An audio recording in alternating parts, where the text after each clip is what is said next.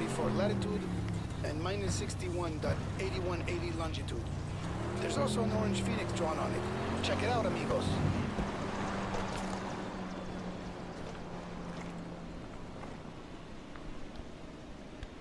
Everything had been pretty stable.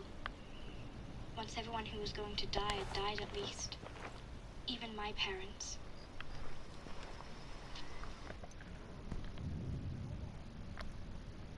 We'd all lost at least one parent. That may explain what brought all of us together. 7 kids like the 7 days of the week. And a duty for each one of us. All between 9 and 12 years old.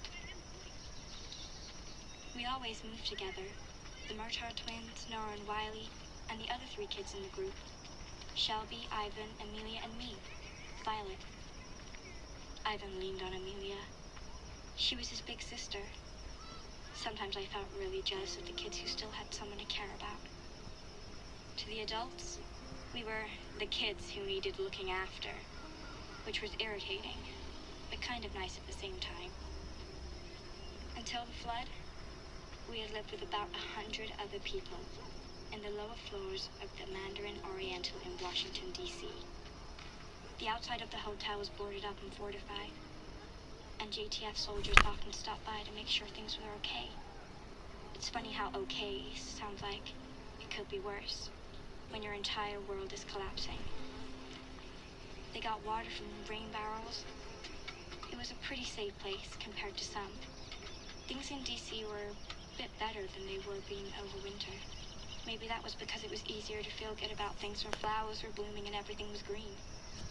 Now we were staying up at the old Smithsonian Castle. We helped in the garden, and many times, like today, we would go out to find stuff to help out in the camp. A couple of groups had decided to head over towards the east side, hoping that things were more stable near the military base there. What was it called again? Saeed! What's the name of the army base over by the river? Not the Botanic one, the other one. The Lincoln Camp. I was glad Saeed was around. It was like having Google around, even though Google was gone, along with everything else. The whole area around the Capitol building was a no-go zone for us. Well, when I say us, I mean the kids. Adults didn't understand that we could figure out how to survive just as well as adults could, but we have to get outside every day to find stuff. We spent most of the time hanging around the mall, as young kids used to do before the Green Plague. But the more we went there, the weirder it felt. Everything was like a museum. Not just the museums, everything. The sports apparel shop, the BK, even the billboard welcoming tourists. Seemed like it had been made for a different world. Nydia's boys will probably hit El Pulpo as he's en route to the airport. We'll need to utilize some of that tactical driving. She's not gonna send just one chase car. Nope. So we're talking some major fucking road combat, huh? It's a possibility. That's what I'm talking about. We just gotta make sure we get us a vehicle with a Hemi. All the normal everyday things that people used to do. All these things are now part of the Civilization Museum.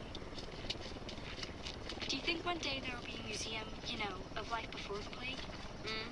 Ivan was looking up and down the mall. He was always their sentry, keeping an eye out for people who might be a threat. Docs from the camp said that kids who had been through trauma did that. They called it hypervigilance. There were still a lot of bad people in D.C. The government was gone. The army was gone. The police were gone. Everyone had to look out for themselves. The division agents couldn't do it all. Saeed was looking at me. I know. You want to go to the Air and Space Museum, but we can't. Come on. I always wanted to be an astronaut. You know, see space, the stars, the infinite nothing. And now? Now, it's about getting out of this place. Images of the Challenger spaceship exploding in the sky a few minutes after launch flashed through my head.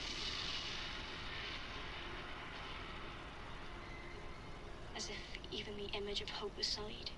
The Air and Space Museum was one of our no-go zones. Supposedly, bad people had taken it over as well. We can't go there on our own. It's too dangerous. Dangerous? Compared to what?